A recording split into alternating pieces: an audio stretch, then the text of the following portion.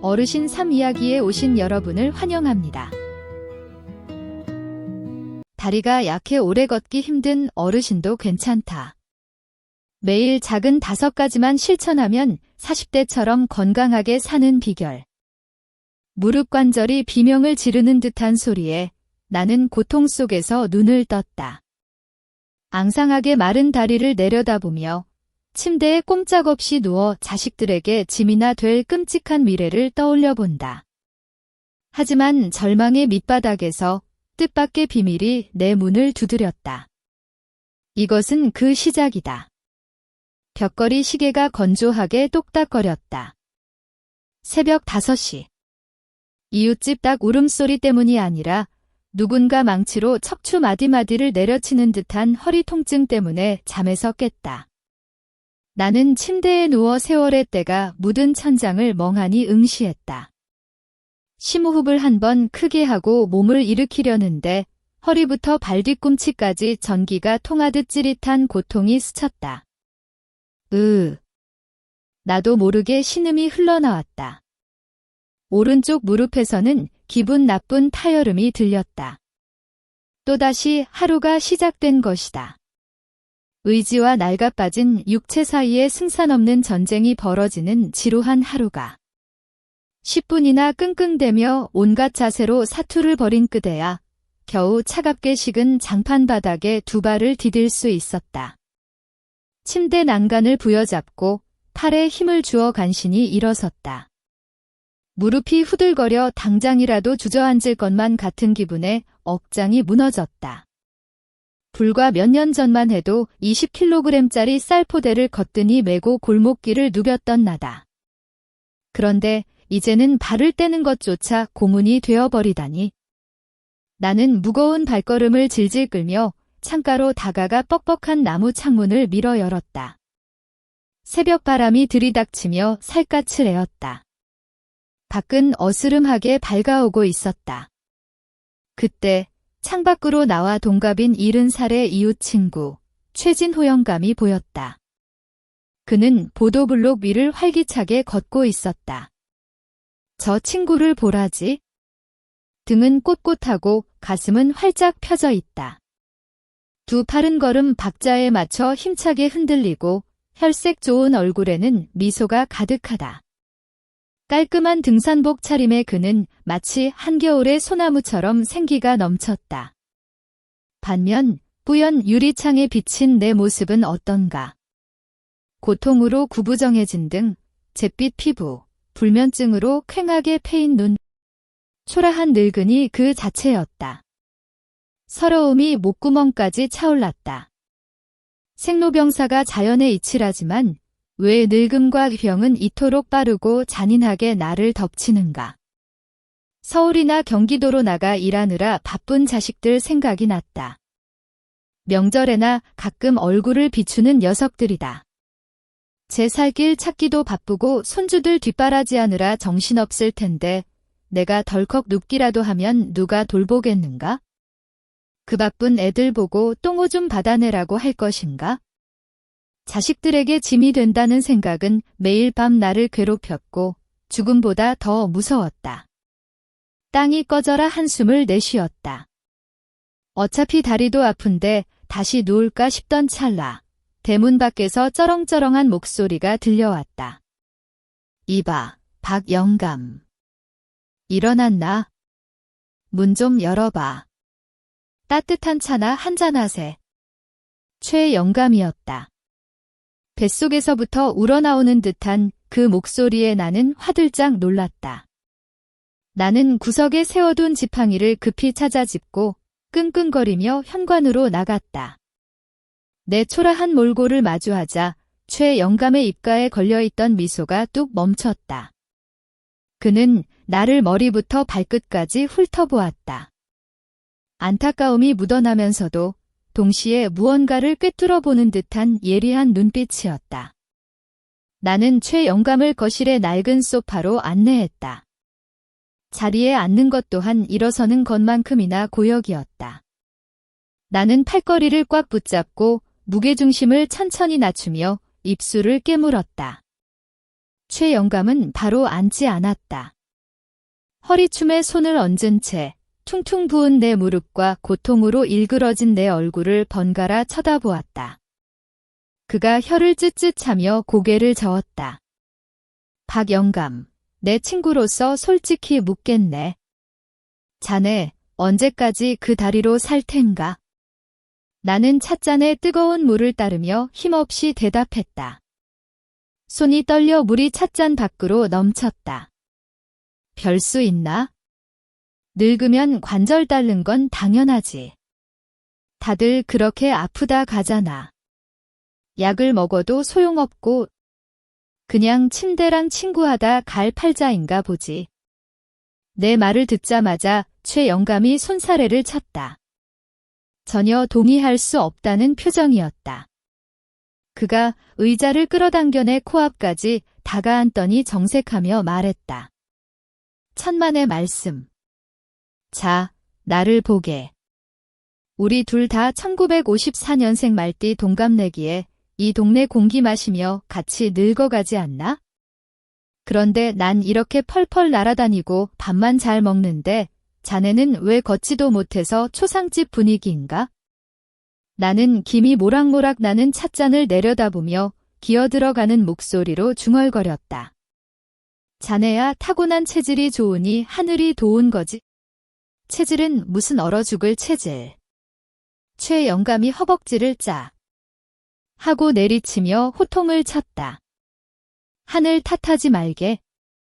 자네 다리가 약하고 몸이 골골대는 건 나이 탓도 팔자 탓도 아니야. 원인은 딱 하나. 자네가 지금 몸을 잘못 쓰고 있어서 그래. 나는 멍하니 최영감을 쳐다봤다. 몸을 잘못 쓴다니? 밥 먹고 물 마시고 잠자는 건 남들과 똑같은데 도대체 뭘 잘못했단 말인가? 내 속마음을 읽기라도 한 듯 최영감이 확신에 찬 목소리로 말을 이었다. 몸을 오토바이나 자동차라고 생각해보게. 기름칠도 안 하고 정비도 없이 마구잡이로 달리면 금세 망가지지 않겠나? 자네는 지금 녹슬고 기름 떨어진 차를 억지로 굴리거나 아니면 아예 고물상에 처박아 두고 있는 꼴이야. 내가 오늘 아침부터 찾아온 건 다 이유가 있어? 절친한 이웃이 시들시들 말라가는 꼴을 더는 못 보겠단 말일세. 최영감의 눈을 바라보았다. 거기엔 진심 어린 걱정과 묘한 결의가 서려 있었다. 아주 희미한 희망의 불씨가 가슴속에서 피어올랐다. 정말 방법이 있는 걸까? 아니면 TV 건강 프로에서 떠들어대는 뻔한 민간요법일까? 하지만 눈앞에 있는 저 건강한 육체가 살아있는 증거였다. 그럼 내가 당장 뭘 어째야 하는데? 반신반의하며 묻자 최영감이 껄껄 웃으며 내 어깨를 두드렸다. 좋아, 물어보니 다행이구먼. 미리 말해두지만 내 방법은 돈 한 푼 안 들어. 대신 다른 게 들지. 바로 공과 끈기야. 자네 감당할 수 있겠나? 나는 퉁퉁 부은 다리를 내려다보았다. 병석에 누워 자식들 눈치나 보며 살아야 할 미래가 스쳐 지나갔다. 나는 고개를 들어 최영감을 똑바로 응시했다. 자네처럼 걸을 수만 있다면 악마랑 거래라도 하겠네. 최영감이 만족한 듯 고개를 끄덕였다. 김이 피어오르는 녹차를 사이에 둔 그날 아침의 대화. 그것은 내 우울한 노년의 궤도를 완전히 바꿔놓은 터닝 포인트였다. 하지만 그때까지만 해도 나는 몰랐다.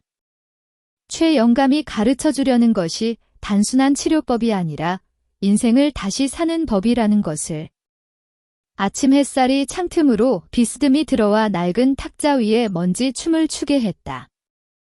나는 차를 한 모금 마셨다. 혀끝에 닿는 쌉싸름한 맛이 목을 타고 넘어가며 달큰하게 변했지만 집구석에 쌓인 약봉지를 생각하면 그 뒷맛조차 썼다. 돈 한 푼 안 든다는 최영감의 말에 기대감과 불안감이 동시에 밀려왔다. 나는 힘겹게 몸을 일으켜 거실 구석 장식장으로 향했다. 거기서 커다란 비닐봉지 하나를 꺼냈다. 부스럭. 조용한 방 안에 비닐 소리가 요란하게 울렸다. 나는 봉지를 탁자 위에 털썩 내려놓았다. 안에서 각양각색의 약통과 캡슐들이 와르르 쏟아져 나왔다. 이것 좀 보게. 나는 쓴웃음을 지으며 하소연했다. 이건 관절약, 저건 간장약, 혈액순환 개선제, 수입산 칼슘, 상어 연골. 서울 있는 아들 녀석이 보내주는 용돈에 내 쥐꼬리만한 연금까지 전부 여기다 상납하고 있어? 한 달에 수십만 원은 우습게 깨지지. 그런데도 병세는 그대로야. 약 기운 돌 때만 잠깐 살만하고 약 떨어지면 도로 아미타불이지. 게다가 이젠 위장까지 망가져서 속도 쓰려. 돈 아까워서 미치겠지만 안 먹으면 당장 굳어버릴까 봐 끊지도 못해. 최 영감은 약통 하나를 집어들더니 깨알같이 적힌 영어 성분표를 눈을 가늘게 뜨고 쳐다보았다. 그러고는 심드렁한 표정으로 탁자에 툭 던져버렸다. 그가 엄한 눈빛으로 나를 쏘아보았다. 박 영감, 내 말 오해하지 말게. 약 자체가 나쁘다는 게 아니야. 문제는 자네가 지금 가지만 치고 있다는 거지. 정작 썩어가는 뿌리는 내버려 두고 말일세. 지붕에 구멍이 뚫려서 비가 줄줄 새는데 바닥만 열심히 닦으면 뭐하나. 수건 100장을 써봐야 헛수고지. 사다리 타고 올라가서 구멍을 막아야 할 것 아닌가? 곰곰이 생각해보니 일리가 있었다.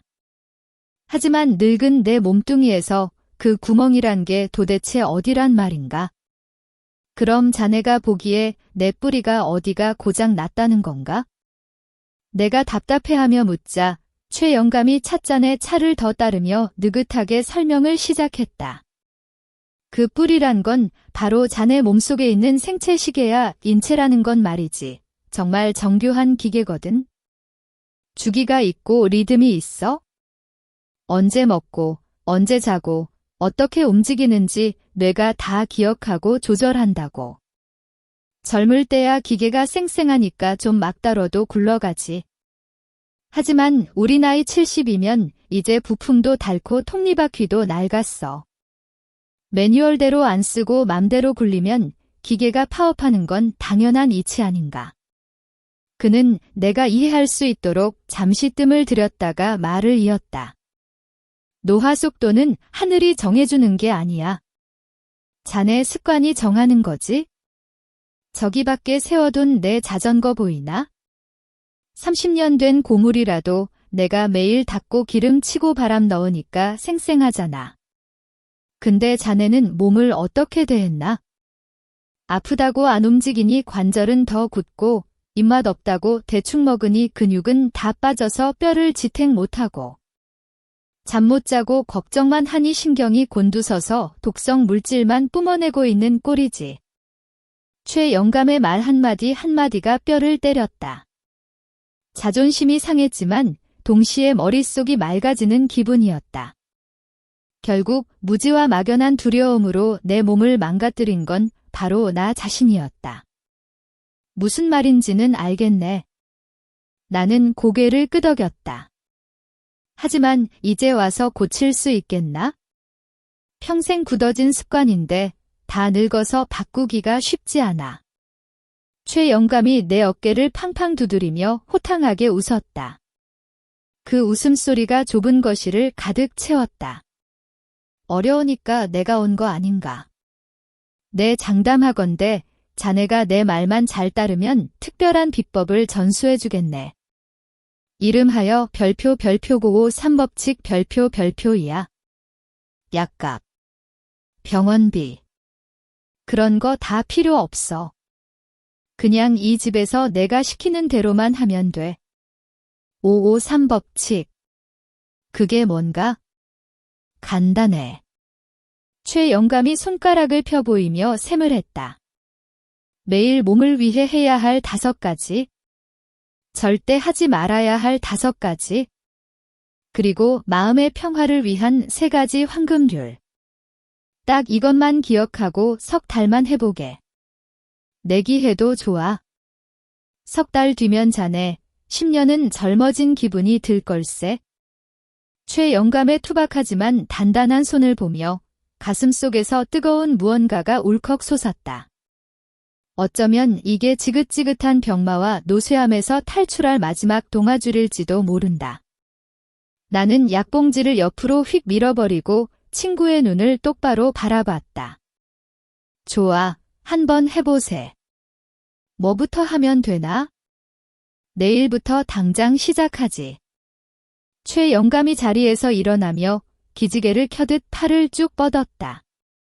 내일 아침 6시에 데리러 오겠네? 마음 단단히 먹고 있어? 첫 수업은 유치원생도 알지만 우리 같은 늙은이가 제일 자주 까먹는 아주 기초적인 거야. 그게 뭔데? 별표 햇빛 마중 별표이지. 최 영감은 장난스럽게 윙크를 날리더니 현관으로 향했다. 그럼 난 할멈 밥 차려주러 가야 해서 이만 가네. 약속 잊지 말게. 힘들다고 중간에 포기하면 안 돼. 최 영감의 뒷모습이 대문 너머로 사라졌다. 홀로 남은 거실, 나는 창밖으로 쏟아지는 햇살을 바라보았다. 지난 몇 달간 지겹도록 내리쬐던 저 햇빛이 오늘은 웬일인지 나를 부르는 손짓처럼 느껴졌다. 553법칙. 낯설지만 묘하게 가슴 설레는 단어였다. 나는 욱신거리는 무릎을 문지르며 나지막이 중얼거렸다. 힘내자, 박민석. 넌 아직 폐차될 때가 아니야? 내일은 다를 거야. 나는 약봉지를 서랍 깊숙한 곳에 처박았다. 이제부터는 내 몸뚱이의 생명력을 한번 믿어보기로 했다. 마치 첫 데이트를 앞둔 소년처럼 가슴이 두근거렸다. 내 건강을 되찾기 위한 여정이 바로 지금 시작된 것이다. 그날 밤, 최 영감의 기백 넘치는 목소리가 귓가에 맴돌아 좀처럼 잠을 이룰 수 없었다. 벽에 걸린 달력 한 장이 바람에 팔락이며 새로운 날짜를 드러냈다. 새벽 5시 55분. 나는 침대 모서리에 웅크리고 앉아 있었다. 창밖은 아직 푸르스름한 새벽 안개에 쌓여 있었다. 노인 특유의 추위를 타는 버릇 때문에 나는 낡은 윈드브레이커 지퍼를 목까지 채우고 얇은 털목도리까지 둘렀다. 혹시라도 관절 아픈데 감기까지 걸리면 그야말로 혹 때려갔다가 혹 붙이는 격 아닌가? 정확히 6시 5분 전. 기익.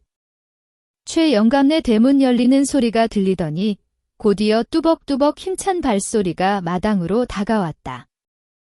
박 영감. 일어났나? 해가 중천에 뜨겠어. 쩌렁쩌렁한 목소리에 놀라 지팡이를 짚고 허둥지둥 나갔다. 닌자처럼 꽁꽁 싸맨 내 꼴을 본 최 영감이 풋하고 웃음을 터뜨리더니 고개를 절레절레 흔들었다. 그가 내게 다가와 손을 휘저었다. 아이고, 자네 지금 북극 탐험이라도 가나? 당장 벗게. 좀 벗어. 나는 흠칫 놀라 옷깃을 여미며 반항했다. 무슨 소리야? 새벽 공기가 얼마나 찬데. 나 같은 약골이 찬바람 쐬다가 쓰러지면 누가 업어가나?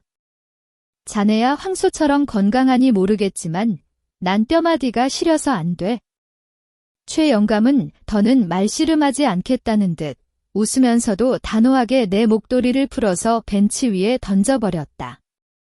그리고는 마당 앞 아침 첫 햇살이 비스듬히 떨어지는 돌 벤치를 가리켰다. 내 말 믿고 그냥 앉게. 오늘 바람은 독풍이 아니라 약풍이야. 여기 앉아서 소매는 팔꿈치까지, 바지는 무릎 위까지 걷어올려. 오늘 배울 첫 수업은 바로 부처님 손바닥 위에서 하늘의 복 빌기야. 나는 찜찜한 마음을 감추지 못한 채 억지로 시키는 대로 했다. 쭈글쭈글하고 창백한 내 피부가 아침 햇살 아래 드러났다. 구릿빛으로 건강하게 그을린 최영감의 피부와 비교되어 더욱 볼품없어 보였다.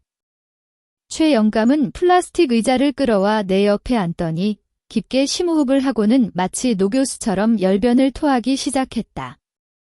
박영감, 자네 그동안 칼슘 우유니 상어 연골이니 얼마나 먹어댔나?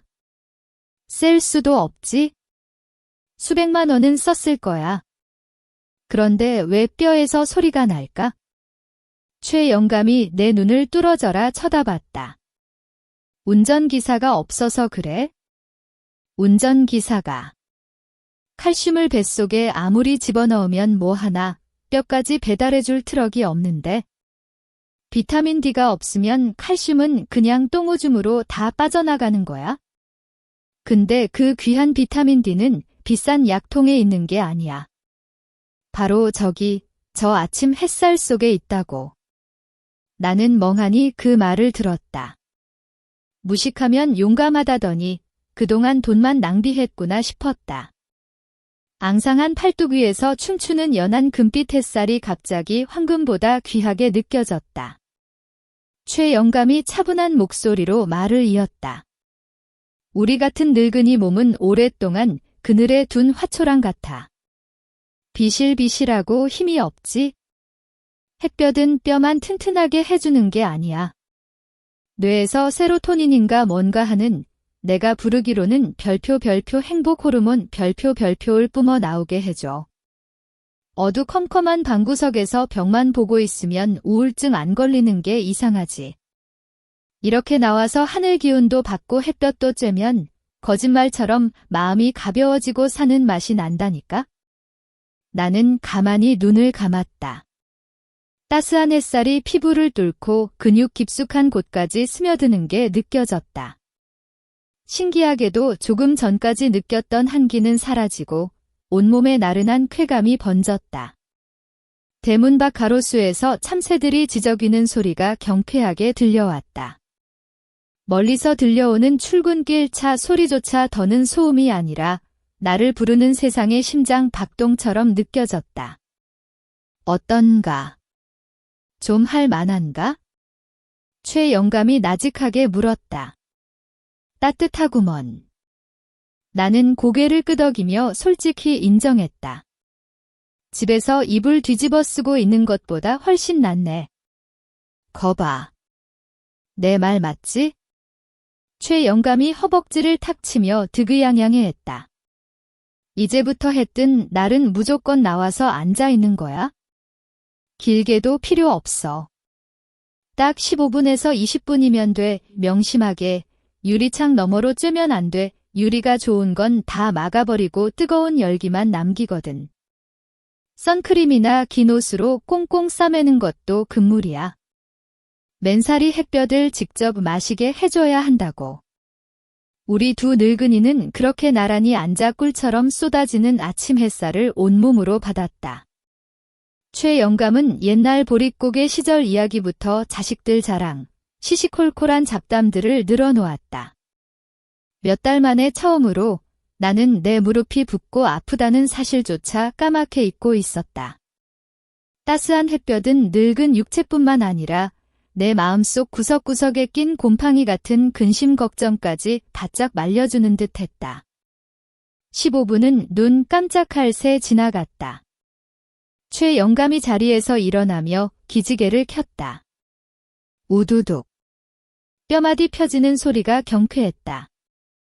자, 1교시 끝. 이제 들어가서 좀 씻고 쉬게나. 점심때 자네 집 부엌 검사하러 올 테니까 긴장하고 있어. 2교시는 훨씬 더 중요해. 자네 위장, 그리고 생존이 달린 문제니까. 멀어지는 최영감의 뒷모습을 보며 나는 마음속으로 감탄했다. 이 친구는 건강만 한 게 아니라 삶의 지혜가 가득했다. 지팡이를 짚고 집으로 들어가는 내 발걸음이 한결 가벼웠다. 내일은 그가 부르지 않아도 스스로 해를 마중 나가리라 다짐했다. 오전 11시가 가까워지자 뱃속에서 밥 달라고 아우성을 쳤다. 수년된 습관대로 부엌으로 향했다. 라면이나 하나 끓여 먹을까? 아니면 어제 남은 찬밥이나 데울까 고민했다. 아내는 일찍 떠났고 자식들은 멀리 있으니 혼자 챙겨 먹는 끼니란 게 늘 대충이었다. 식탁 덮개를 열어보니 젓갈 냄새가 쿰쿰하게 나는 삭힌 고추 장아찌와 어제 저녁에 먹다 남은 시커멓게 변한 시금치 무침이 보였다. 노인네가 이 정도면 됐지? 고기 안 먹으니 고지혈증 피하고 통풍도 안 오고 이게 다 건강식 아닌가? 혼자 그렇게 위안하며 전기밥솥 코드를 꽂으려는데 부엌 문가에 저승사자. 아니, 최 영감이 딱 버티고 서 있었다. 그는 내 초라한 밥상을 쓱 훑어보더니 미간을 잔뜩 찌푸리며 혀를 찼다. 내 이럴 줄 알았어. 박 영감, 자네가 왜 멸치 젓갈처럼 바싹 말라 비틀어지고 팔다리가 장작개비가 됐는지 이제 알겠구먼. 나는 괜히 자존심이 상해 퉁명스럽게 대꾸했다. 무슨 소리야? 이게 다 건강 챙기느라 그런 건데? 의사가 관절염에 고지혈증 초기라고 기름진 거 피하라잖아. 그래서 장아찌에 나물만 먹고 밥심으로 버티는 거야? 최 영감이 성큼성큼 들어와 장아찌 접시를 집어들더니 식탁에 쾅 내려놓았다. 건강은 무슨, 자네 지금 만성 자살 중이야. 이 짠 장아찌에 소금이 얼마나 들어있는지 아나? 소금은 뼈에서 칼슘을 빼가는 주범이야.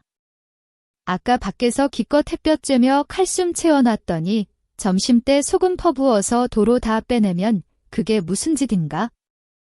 그리고 거울 좀 보게. 가죽만 남았잖아.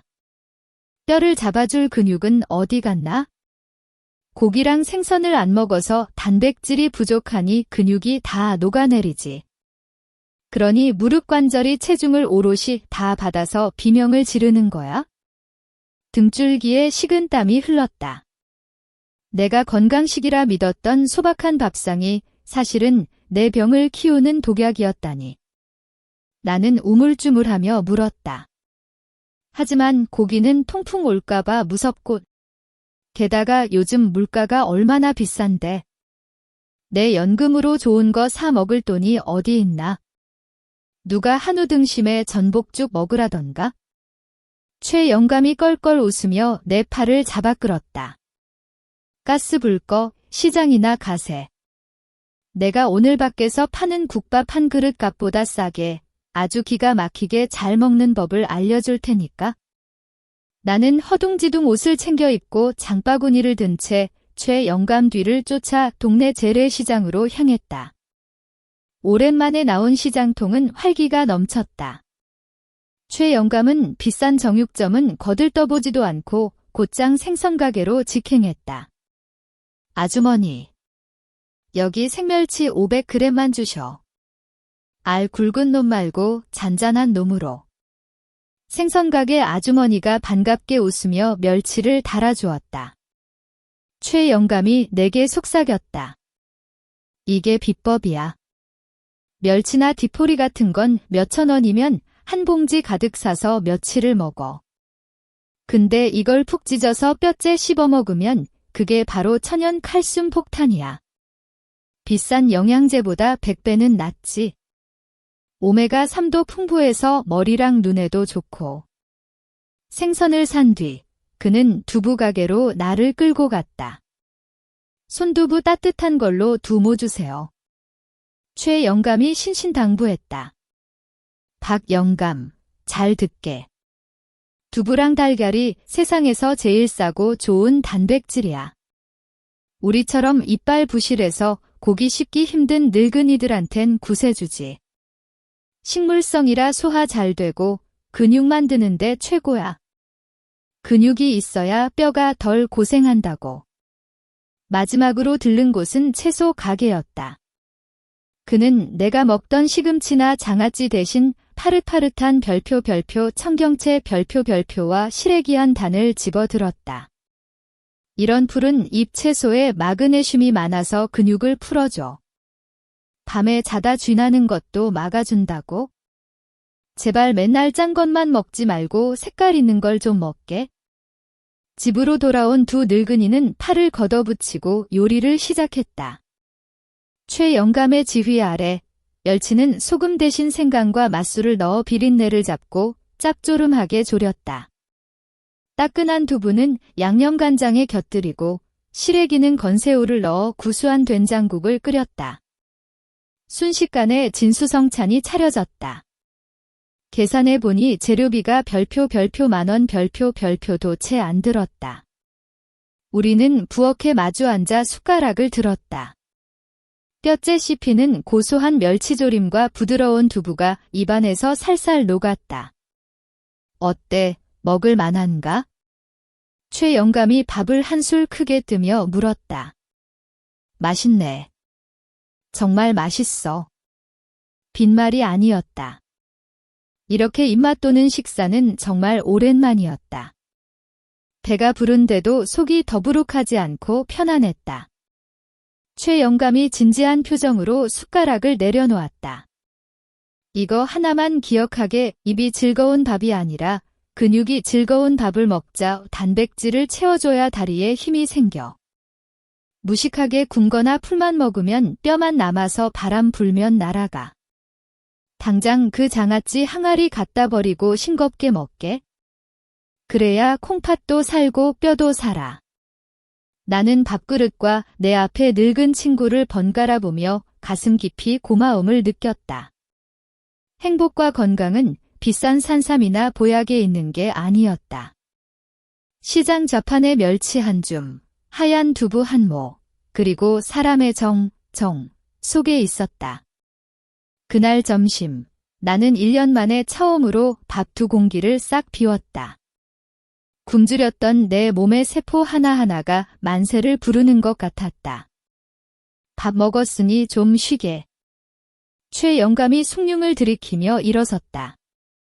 오후에 낮잠 자고 일어나면 다시 올 거야. 먹었으면 움직여야지. 먹고 눕기만 하면 소밖에 더 되겠나? 이따가는 방 안에서 할 수 있는 운동을 알려주겠네. 나는 멋쩍게 웃으며 그를 배웅했다. 마당에는 오후의 햇살이 길게 드리워졌지만 내 마음속에는 이제 막 희망의 해가 떠오르고 있었다. 갈 길은 멀겠지만 이 든든한 친구와 함께라면 해낼 수 있을 것 같았다. 오후 3시. 서쪽으로 기운 햇살이 창살 틈으로 비스듬히 꽂혔다. 짧은 낮잠에서 깨어났지만 허리는 썩은 통나무처럼 뻣뻣하게 굳어 있었다. 몸을 뒤척일 때마다 관절들이 우두둑 비명을 질러댔다. 침대 모서리에 걸터앉아 허리를 탕탕 두드리며 신음했다. 그냥 다시 누워서 이 고통을 잊고 싶었다. 아니면 가만히 앉아 무릎이라도 쉬게 해주고 싶었다. 다시 베개에 머리를 파묻으려는 찰나 창밖에서 최 영감의 목소리가 징소리처럼 울렸다. 박 영감. 일어나. 멍하니 있지 말고. 오늘 오후 수업이 제일 중요해. 나는 억지로 몸을 일으켜 절뚝거리며 거실로 나갔다. 최 영감은 이미 와 있었다. 찻잔이나 과일 봉지 대신 그는 앉은 자리에서 쉴 새 없이 손목을 빙글빙글 돌리고 있었다. 언제나 에너지가 넘치는 그 모습에 질투와 존경심이 동시에 솟구쳤다. 이것 좀 보게. 나는 퉁퉁 부어오른 무릎을 가리키며 하소연했다. 이렇게 쑤시고 아픈데 운동은 무슨 얼어 죽을 운동인가? 나보고 달리기를 하라거나 줄넘기를 하라고 하면 차라리 날 죽이게. 꼼짝만 해도 머리끝까지 통증이 찌릿하게 올라와서 무서워 죽겠어. 내 푸념을 듣던 최 영감이 피식 웃더니 장난기 어린 표정으로 쏘아붙였다. 누가 헬스장 청년들 마냥 쇳덩이를 들거나 뜀박질하랬나? 우리 나이에 뼈 사가서 부러질 일 있어? 오늘 내가 알려줄 건 바로 별표 게으름뱅이 체조의 별표야. 자네같이 겁쟁이 늙은이를 위한 맞춤 처방이지. 그냥 그 의자에 엉덩이 딱 붙이고 있으면 돼. 한 발짝도 뗄 필요 없어. 앉아서 한다는 말에 귀가 솔깃해졌다. 나는 반신반의하며 최 영감 맞은편 나무 의자에 조심조심 앉아 무릎을 감싸 안았다. 자, 첫 번째, 폐 튜브 불기. 최 영감이 호랑이 조교처럼 우렁차게 구령을 붙였다. 허리 펴. 새우처럼 구부리지 말고 꼿꼿하게. 두 손은 허벅지에 올리고 어깨 힘 빼자. 이제 코로 숨을 깊게 들이마셔. 배가 풍선처럼 빵빵해지게. 3초간 딱 멈췄다가 휘파람 불듯이 입술 모으고 천천히 내뱉어. 후. 나는 그가 시키는 대로 따라했다. 들이마실 때 배가 불룩, 내뱉을 때 홀쭉. 옳지. 잘한다. 최 영감이 고개를 끄덕였다. 노인네들이 왜 만날 피곤한 줄 아나? 폐가 쪼그라들어서 그래? 산소가 부족하니 피가 안 돌고 뇌가 멍하지. 이렇게 깊게 숨을 쉬어서 폐를 쫙 펴줘야 온몸에 피가 돌고 정신이 맑아지는 거야. 자, 10번 실시. 10번의 호흡을 마치자 신기하게도 머릿속이 맑아지고 낮잠의 나른함이 싹 달아났다. 최 영감은 쉴 틈도 주지 않고 바로 다음 단계로 넘어갔다. 두 번째는 별표 관절 기름칠하기 별표야. 두 팔 앞으로 나란히. 주먹 살짝 쥐고. 손목을 왼쪽에서 오른쪽으로 뱅글뱅글. 반대로도 뱅글뱅글. 천천히 돌려. 손목 관절이 굴러가는 걸 느껴보게. 따라 해보니 손목에서 우두둑 하는 작은 소리가 났다. 소리 들리나? 뼈가 삐걱대는 소리지 뭐겠어? 내가 인상을 찌푸리자 그가 고개를 저었다. 아니야. 그건 녹슨 대문이 오랜만에 열리는 소리야. 계속 돌려. 그래야 관절액이라는 윤활유가 나와서 부드러워져. 손목 다 했으면 이번엔 발목. 의자에 엉덩이 붙인 채로 아픈 다리 쭉 펴고 엄지발가락으로 허공에 동그라미를 그린다고 생각하고 발목을 돌려. 나는 이를 악물고 오른쪽 다리를 뻗었다. 처음엔 무릎이 욱신거렸지만 발목을 살살 돌리다 보니 뻑뻑하던 관절 사이로 미끈한 액체가 흐르는 듯한 느낌이 들며 통증이 가라앉았다.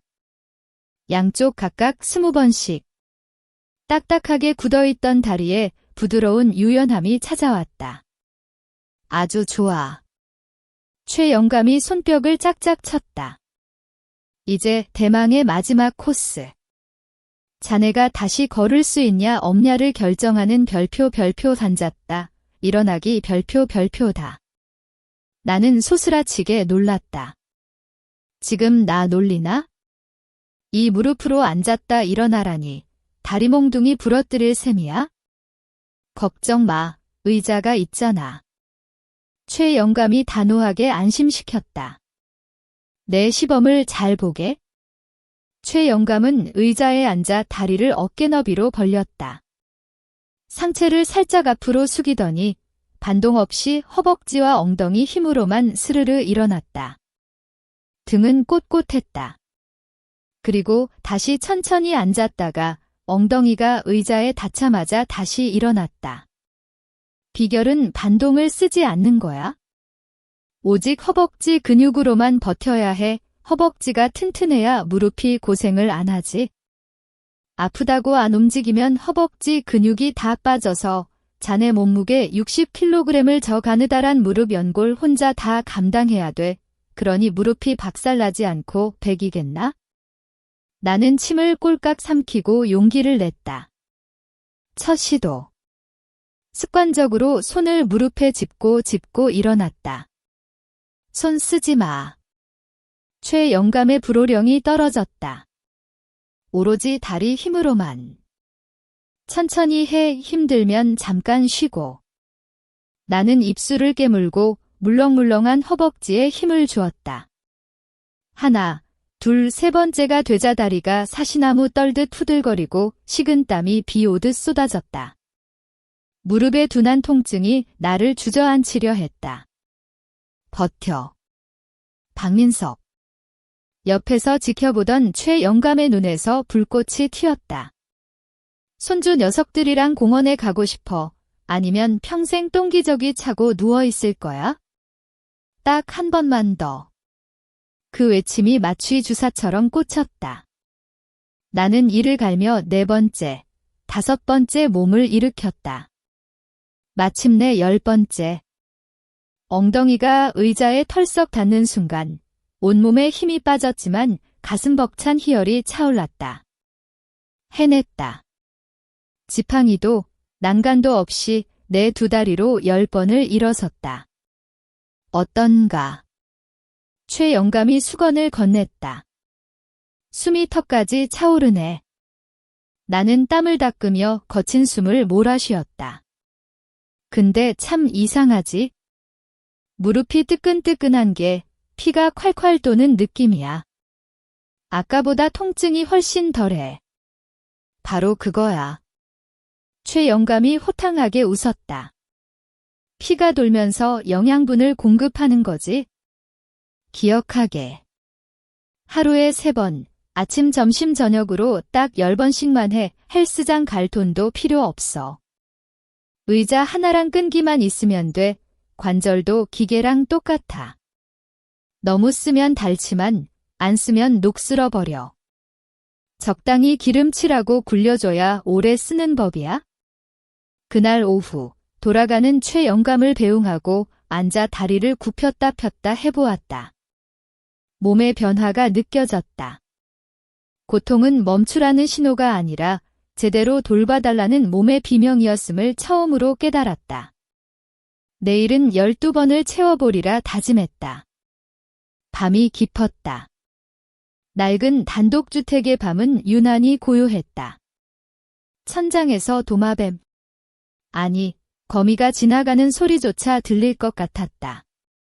우리 같은 노인네들에게 밤은 공포 그 자체다. 몇 년째 단잠을 자본 기억이 없다. 눕기만 하면 온갖 잡생각이 몰려온다. 지나간 후회부터 앞으로 닥칠 병칠의 걱정까지.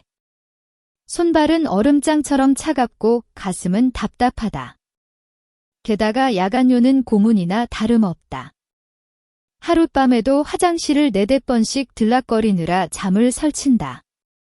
겨우 잠들라 치면 날이 밝아버려 아침이면 늘 물에 젖은 솜처럼 몸이 무거웠다. 혼자 멍하니 TV를 보고 있는데 똑똑 노크 소리가 났다. 시계를 보니 밤 8시가 넘었다.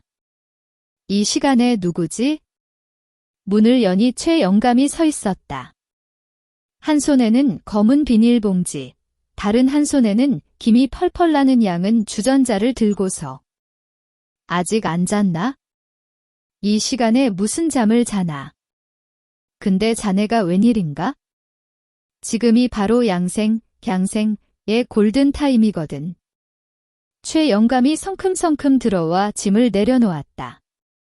내 장담컨대 자네 발 지금 아이스 깨끼처럼 차갑지? 나는 고개를 끄덕이며 바짓단을 걷어 올렸다. 핏기 없이 창백하고 얼음장 같은 발이 드러났다. 발에서 병이 오고 발에서 장수가 오는 법이야. 최 영감은 비닐봉지에서 굵은 천일염 한 줌과 쭈글쭈글한 늙은 생강 한 덩이를 꺼냈다. 부엌에서 내 세숫대야를 가져오더니 생강을 툭툭 으깨어 소금과 함께 넣었다. 그리고 주전자에 뜨거운 물을 붓고 수돗물로 온도를 맞췄다. 손을 넣어 휘휘 저어보더니 만족스러운 듯 내 앞에 대야를 밀어주었다. 자, 드시게. 아니, 담그시게. 특제 별표 생강소금 조격탕 별표이야. 그가 윙크하며 덧붙였다. 온도는 40도쯤 될 거야. 안 뜨거우니까 걱정 말고 복사뼈까지 푹 담가. 나는 쭈뼛거리며 발을 담갔다. 아, 따뜻한 기운이 발가락 끝부터 발목을 감싸 안았다. 알싸한 생강향이 코끝을 찔러 정신이 맑아지는 기분이었다. 얼어있던 혈관이 녹아내리는 듯 했다. 너무 좋구먼. 발 뒤꿈치부터 정수리까지 따뜻한 전기가 통하는 것 같아. 나는 눈을 감고 탄성을 질렀다. 발바닥에 별표 별표 동천혈 별표 별표이라고 땅의 기운을 받는 구멍이 있어? 자네 발이 차다는 건 신장이 약하고 기혈이 막혔다는 증거야. 그러니 잠도 안 오고 오줌 누러 자꾸 깨는 거지? 이렇게 족욕을 하면 혈관이 쫙 펴지면서 머리에 몰려있던 피가 아래로 내려와. 머리가 시원해져야 잠이 잘 오는 법이라네. 한 20분만 담그고 있어? 등줄기에 땀이 송골송골 맺힐 때까지만. 족욕을 하는 동안 최 영감은 예고했던 5번째 비법인 물 마시기에 대한 강의를 늘어놓기 시작했다. 박 영감, 자네 낮에는 물을 얼마나 마시나? 화장실 가기 귀찮아서 거의 안 마셔. 목이 타들어가야 입술만 좀 축이지. 특히 저녁에는 절대 사절이야.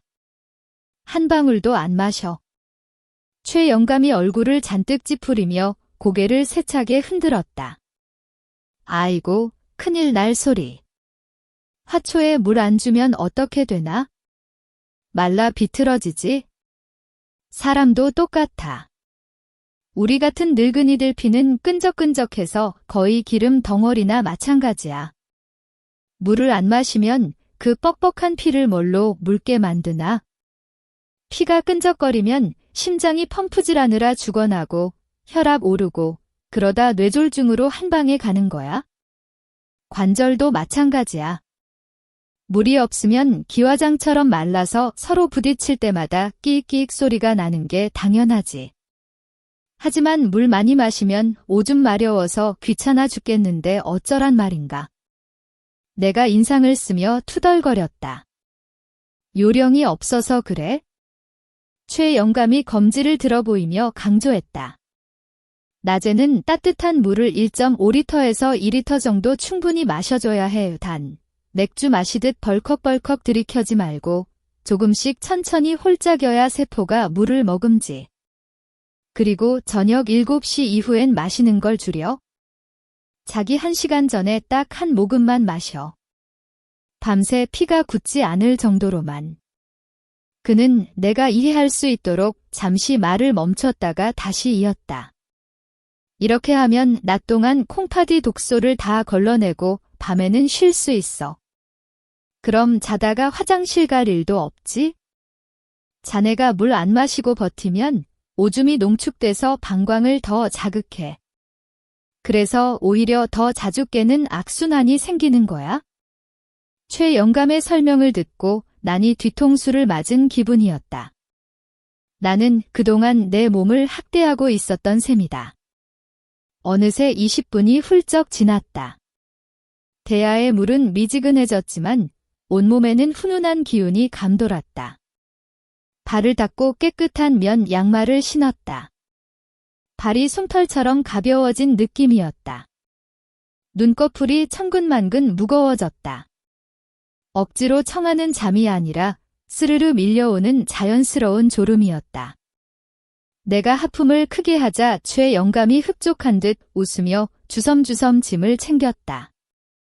자, 이제 약발이 도네. 딴짓하지 말고 바로 이불 속으로 들어가게. TV도 보지 말고. 불 끄고 깜깜하게 해서 푹 자. 내일 아침 6시에 또 해 마중 나오라고 부를 테니까. 나는 대문까지 그를 배웅했다. 최 영감의 뒷모습이 어둠 속으로 사라졌다. 그날 밤 나는 침대에 누워 배까지 이불을 끌어올렸다. 발끝에서 시작된 온기가 온몸을 감쌌다. 천장에서 들리던 벌레 소리마저 자장가처럼 아득해졌다. 수년 만에 처음으로 나는 악몽도 불안도 없는 깊은 잠의 바다로 빠져들었다. 꿈속에서 나는 황금빛 논두렁 사이를 걷고 있었다.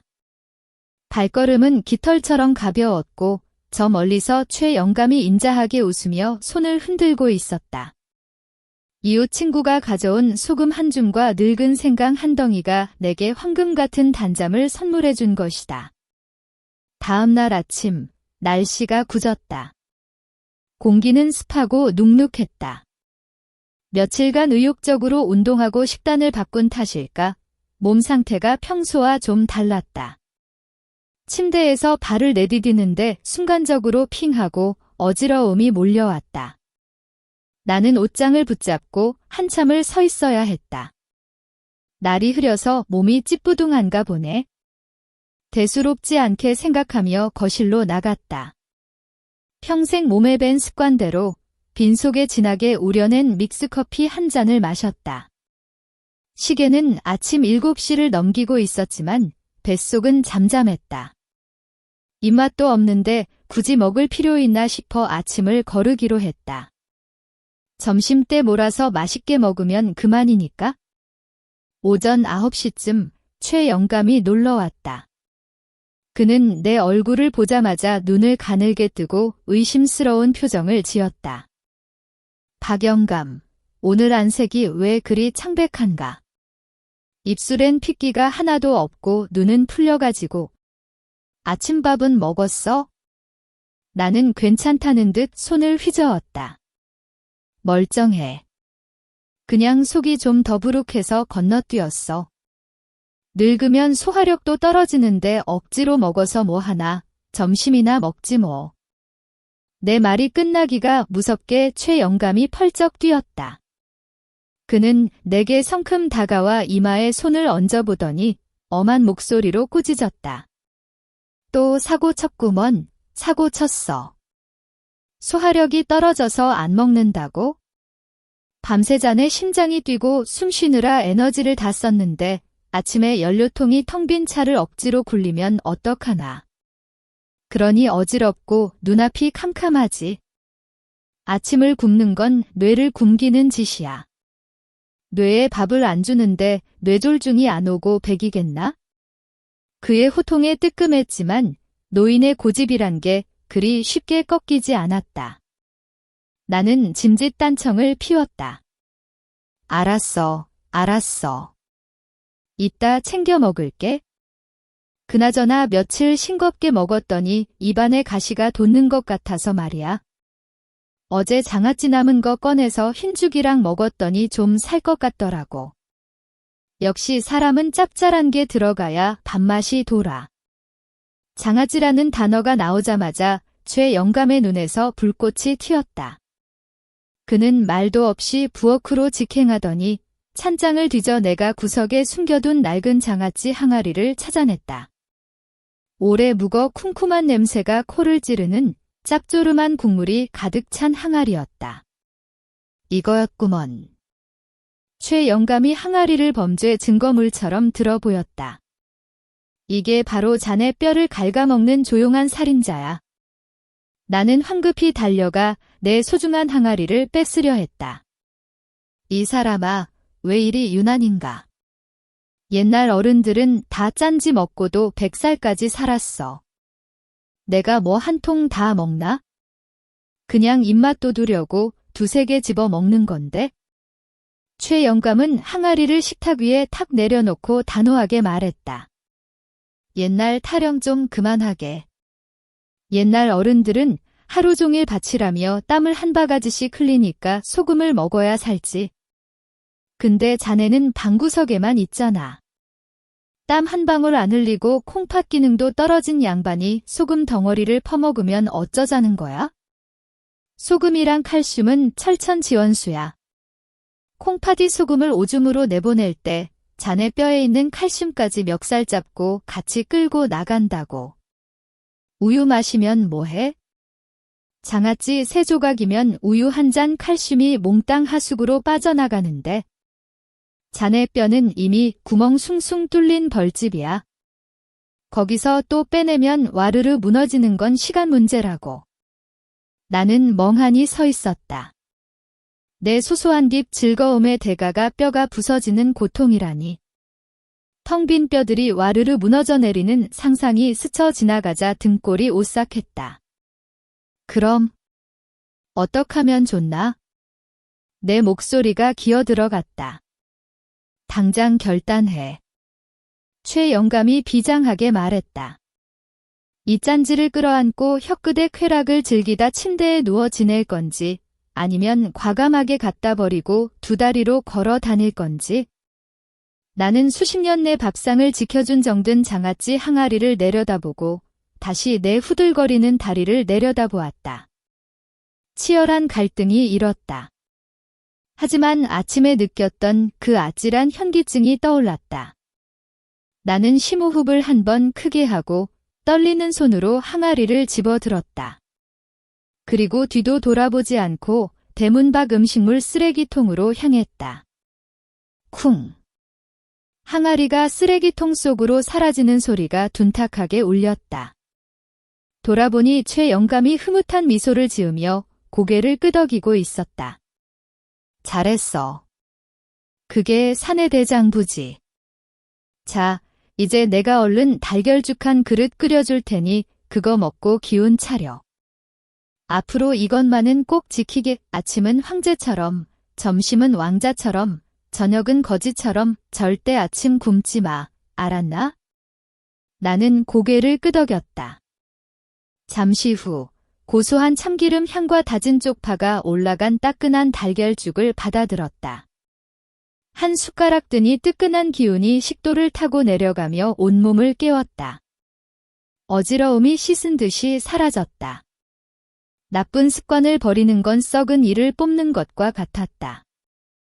처음엔 아프고 아쉽지만 뽑고 나면 이토록 시원한 것을. 오늘 배운 소금 살인마와 황제의 아침, 이 교훈을 뼈에 새기기로 다짐했다. 장아찌 항아리를 내다버린 지 며칠이 지났다. 하지만 내 혀는 여전히 그 짭짤하고 감칠맛 나는 옛 친구들을 그리워하고 있었다. 늙은이의 입만이라는 게 원래 까탈스러운 법이라 밍밍한 건강식에 갇혀 지내다 보니 슬슬 좀이 쑤시고 짜증이 나기 시작했다. 그러던 어느 날 점심, 최영감이 고향 친척 집에 갔다가 아직 돌아오지 않은 틈을 타서 나는 과감하게 질타를 감행하기로 했다. 나는 시장 정육점에 가서 비계가 잔뜩 붙은 돼지고기를 사왔다.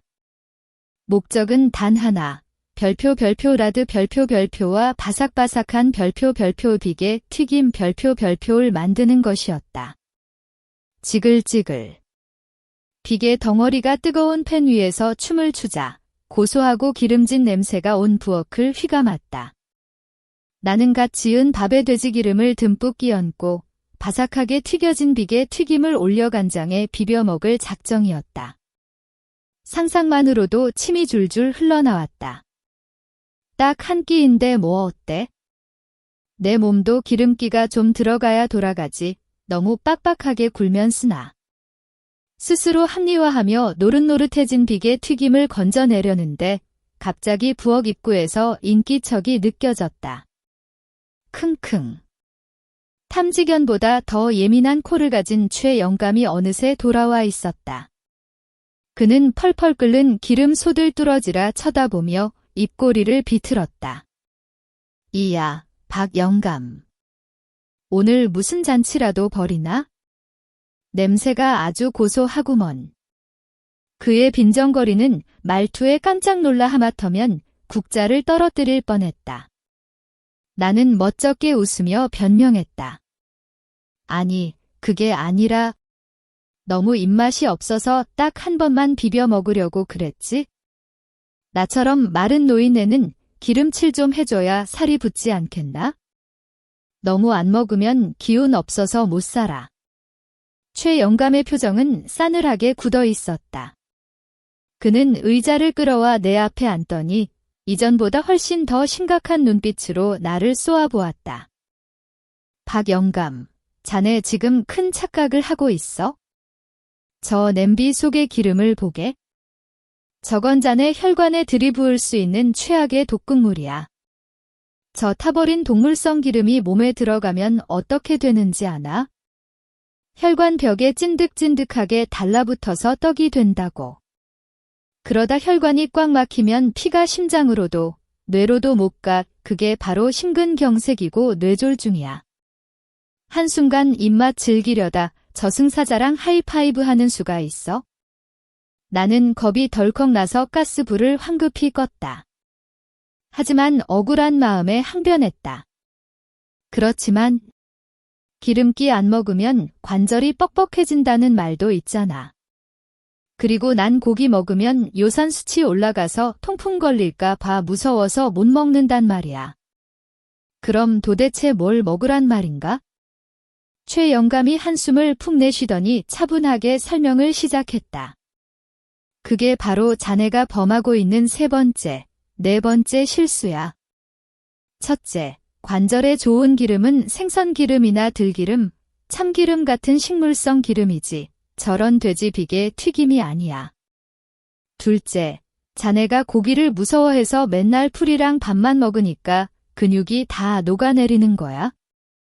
우리 같은 늙은이는 근육을 지키려면 젊은 애들보다 단백질을 더 잘 챙겨 먹어야 해. 통풍이 무섭다고? 그럼 등 푸른 생선이나 두부, 콩을 먹으면 되잖아. 가끔 삶은 살코기 정도는 약이다 생각하고 먹어야지. 무작정 굶어서 비실비실하다가 넘어져서 뼈라도 부러지면 그땐 정말 끝장이야. 듣고 보니 구구절절 옳은 말이었다. 병에 걸릴까 봐 두려워서 했던 행동들이 오히려 병을 키우고 있었다니. 황금빛으로 빛나는 비계 튀김이 갑자기 설탕 발린 독약처럼 보였다. 최 영감의 잔소리? 아니, 추궁은 거기서 끝나지 않았다. 그리고 하나 더 물어보세. 요새 물은 얼마나 마시나? 마시긴 마시지. 근데 솔직히 밤에 오줌 누러 깨는 게 싫어서 해지면 거의 안 마셔. 오늘 낮에도 보리차 두어 잔 마셨나? 쾅. 최 영감이 식탁을 내리쳤다.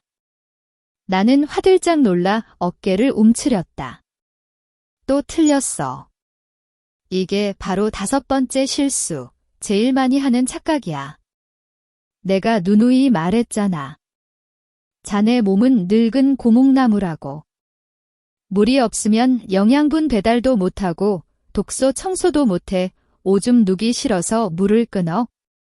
그럼 오줌이 진해져서 돌, 결석, 이 생기고 요로 감염 걸려. 더 무서운 건 피가 끈적해져서 뇌혈관이 막힌다는 거야. 물은 한꺼번에 마시는 게 아니라 1시간마다 조금씩 홀짝홀짝 마셔야 해. 목마르지 않아도 마셔야 한다고.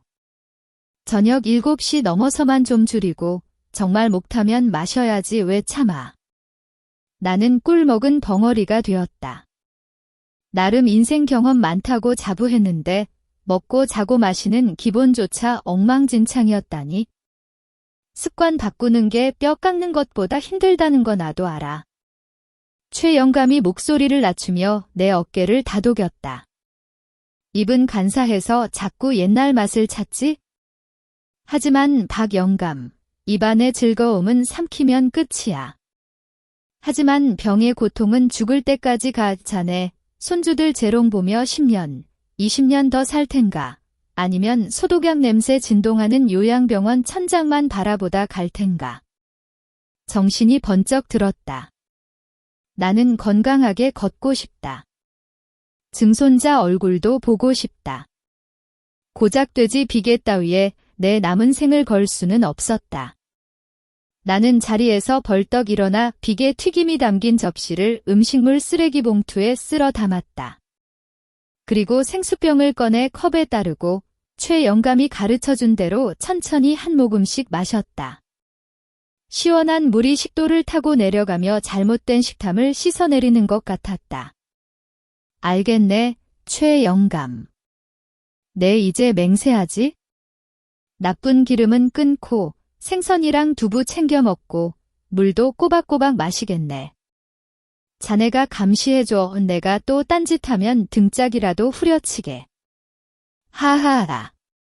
그래야지. 최 영감이 부엌이 떠나가라 웃었다. 역시 내 친구 박민석. 고집은 새도 결단력 하나는 대단하구먼. 자, 그 기름 냄비 치워버리고 우리 집에 가서 햇녹차나 한잔하세. 베란다에 화분 좀 새로 드리려고 하는데 자네가 좀 봐주게. 가벼운 발걸음으로 앞장서는 친구를 보며 나도 따라 나섰다. 자신과의 싸움은 언제나 외롭지만 든든한 전우가 옆에 있으니 이길 수 있을 것 같았다. 그날따라 날씨가 심상치 않았다. 겨울을 재촉하는 늦가을 비가 부슬부슬 내리더니 기온이 뚝 떨어졌다. 뼛속까지 시린 한기가 스며드는 날씨였다. 우리 같은 관절 환자들에게는 저승사자보다 무서운 계절이 돌아온 것이다. 아침에 눈을 뜨니 무릎이 욱신거리고 등줄기를 타고 기분 나쁜 통증이 기어올랐다. 지난 한 달간 최영감과 함께 열심히 운동하고 식단을 조절했지만 얄궂은 날씨 앞에서는 어쩔 도리가 없나 보다. 몸이 아프니 마음도 같이 무너져 내렸다. 나는 소파에 쭈그리고 앉아 잿빛 하늘을 멍하니 바라보았다. 불안감이 스멀스멀 피어올랐다. 이렇게 노력했는데도 아프면 어쩌지? 결국 다 헛수고 아닌가? 난 평생 이 고통을 달고 살다가 짐덩어리로 죽을 운명인가 봐. 부정적인 생각꼬리를 물자 짜증이 치밀어 올랐다. 애꿎은 고양이가 다리에 몸을 비비자 나는 발로 툭 밀어내며 버럭 소리를 질렀다. 아, 저리 좀 가. 귀찮게 하지 말고. 마침 문을 열고 들어오던 최영감이 그 광경을 목격했다. 그는 손에 낡은 라디오와 작은 화분을 들고 있었다. 내 찌푸린 얼굴을 보더니 그가 덤덤하게 물었다. 박영감, 오늘따라 표정이 왜 그리 험악한가? 저기 먹구름 낀 하늘이랑 똑같네. 다리가 많이 아픈가? 나는 땅이 꺼져라 한숨을 쉬었다. 아프지 그럼 안 아픈가? 날씨가 이런데 뼈마디가 나만 하겠어? 내가 볼 땐 다 틀렸어. 낫기는커녕 그냥 평생 이러다 죽을 팔자인가 봐. 최영감은 섣불리 위로하지 않았다. 대신 의자에 앉아 라디오 주파수를 맞췄다. 지지직거리던 잡음 끝에 잔잔한 클래식 음악이 흘러나와 방 안의 냉기를 채웠다. 그는 나를 쳐다보았다. 인자하지만 뼈있는 눈빛이었다. 박영감, 다리가 아픈 건 1인데 자네 마음이 아픈 건 10이야. 자네가 지금처럼 짜증내고 걱정하면 뇌에서 별표 코르티솔, 코어티솔, 별표이라는 독극물을 뿜어내. 그게 염증을 키워서 관절을 더 쑤시게 만들고 혈압도 올린다고. 자네가 불난 집에 기름을 붓고 있는 셈이야? 음악 소리를 들으며 나는 입을 다물었다. 틀린 말이 아니었다. 아까 화를 낼 때 무릎이 더 찌릿거리고 심장이 벌렁거렸으니까. 오늘 내가 온 건 별표고고 3법칙 별표의 마지막 비기를 전수하기 위해서야. 바로 마음을 평안하게 하는 별표 3가지 황금률 별표이지. 마음이 편해야 몸도 편해지는 법이네. 나는 최영감을 올려다보며 다음 말을 기다렸다. 첫 번째 원칙은 별표 매 시간 움직이기 별표야. 아프다고 가만히 앉아있으면 피가 굳고 다리는 더 뻣뻣해져. 시계 보고 있다가 딱 60분이 지나면 무조건 일어나서 집안을 한 바퀴 돌아. 팔다리도 살살 털어주고. 자네가 시계바늘이라고 생각해. 계속 돌아야 고장이 안 나지. 최영감이 손가락 2개를 펴보였다. 두 번째는 별표 식탁의 규율 별표이야. 식단은 바꿨으니 이제 타이밍을 맞춰야 해.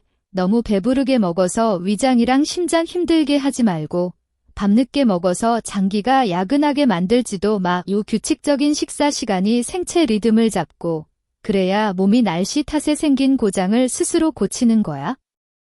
최영감은 잠시 말을 멈추고 그가 가져온 화분의 초록 잎사귀를 어루만졌다. 그리고 가장 중요한 세 번째 원칙. 바로 별표 평온한 마음 별표이야. 늙어서 아픈 건 자연스러운 일이라고 받아들여. 화내면서 싸우지 말고 친구처럼 지내보라고. 통증이 오면 깊게 숨을 쉬거나 음악을 듣거나 화분에 물을 주거나 책을 읽어. 뇌가 아픈 것에만 집중하지 못하게 딴청을 피우는 거지. 그는 모양이 아주 멋진 분재 화분을 내 쪽으로 밀어주었다. 자네한테 주는 선물일세. 앞으로 우울하거나 쑤실 때마다 이 잎사귀를 닦아주고 벌레도 잡아줘. 나무를 돌보는 게 곧 자네 마음을 돌보는 거야. 새순이 돋아나는 걸 보면 생명은 계속된다는 걸 느낄 걸세. 자네 삶도 마찬가지고. 나는 서늘한 잎사귀에 손을 대보았다. 기묘한 평화가 가슴에 스며들었다. 그동안 나는 나 자신에게 너무 가혹했다. 몸은 회복할 시간이 필요하고 마음은 고요함이 필요하다는 걸 잊은 채 당장 낫기만을 바랐던 것이다. 그날 오후 우리 두 늙은이는 베란다에 앉아 차를 마시고 라디오를 들으며 화분을 손질했다. 무릎 통증은 여전했지만 더는 나를 겁주거나 화나게 하지 못했다. 나는 통증을 가끔 찾아오는 깐깐한 손님 정도로 여기며 웃어넘기는 법을 배웠다. 마음이 가벼워지니 신기하게도 아픔마저 잦아들었다. 최영감의 3가지 황금률은 몸의 약일 뿐만 아니라 노년의 두려움 속에서 길을 잃은 내 영혼을 비추는 등대였다. 시간은 쏜살같이 흘렀다. 최영감과 함께 변화를 시작한 지 어느덧 3달이 지났다. 뼈를 내는 겨울바람은 물러가고 거리 곳곳에 따스한 봄 햇살이 넘실거렸다. 오늘 아침 나는 알람도 없이 5시 반에 눈을 떴다. 눈을 떴을 때 가장 먼저 찾아오던 두려움이나 통증은 이제 없었다. 기지개를 켜자 우두둑 소리 대신 부드럽게 근육이 늘어나는 느낌이 들었다.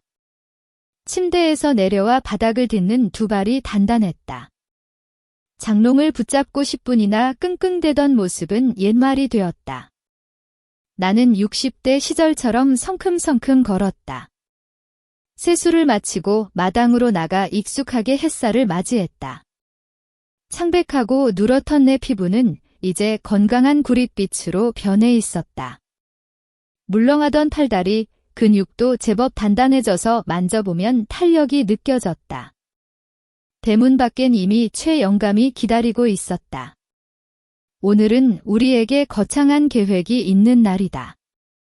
집에서 2km나 떨어진 별표 호수공원, 레이크박, 별표까지 걸어가기로 한 것이다. 3달 전의 나라면 꿈도 못 꿀, 아니 상상조차 못할 일이었다. 준비됐나, 친구?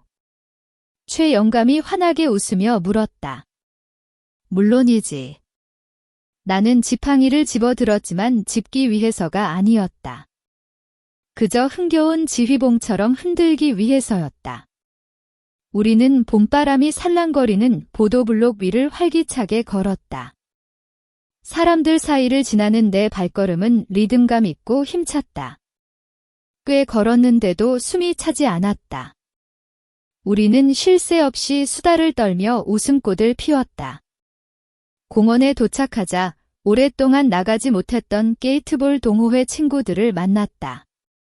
그들은 나를 보고 눈이 휘둥그레졌다. 이웃집 별표 이 여사 별표가 소리쳤다. 어머나 세상에, 박 영감님 맞아요? 왜 이렇게 젊어졌어? 피부도 훤하고 걸음걸이가 날아갈 것 같네. 뭐 비싼 보약이라도 드셨어? 나는 최영감과 눈을 마주치며 시익 웃었다. 그리고 당당하게 대답했다. 보약은 무슨? 내 보약은 여기 이 친구랑 아침 햇살, 멸치볶음, 소금 조격, 그리고 긍정적인 마음뿐이야. 그때 주머니에서 스마트폰이 요란하게 울렸다. 서울에 사는 큰아들이었다. 영상 통화 버튼을 누르고 공원의 눈부신 햇살을 배경으로 내 얼굴을 비췄다. 아버지, 지금 공원이세요? 화면 속 아들이 깜짝 놀라 소리쳤다.